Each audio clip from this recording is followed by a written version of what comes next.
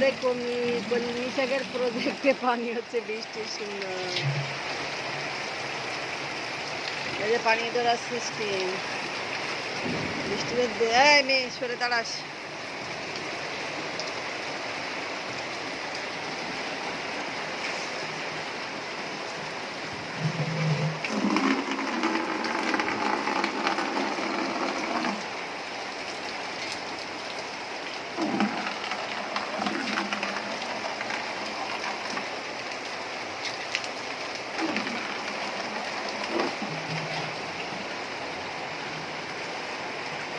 যে হেলাঞ্চি শাক রান্না হচ্ছে বেগুন দিয়ে। এই যে বেগুন আর পুঁটি মাছ দেওয়া, জাপানি পুঁটি দিয়ে হেলাঞ্চি শাক রান্না হবে। বেগুনটা সিদ্ধ হয়ে গেছে, শাকটা দিয়ে দিলাম।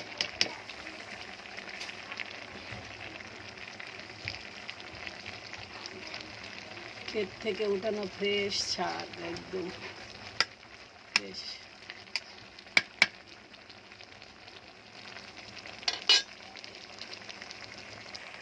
হেলাঞ্চি শাকটা রান্না শেষ, বেশিক্ষণ জ্বালাতে হয় না। শাক দিয়ে রান্না শেষ, এখন নামিয়ে ফেলবো।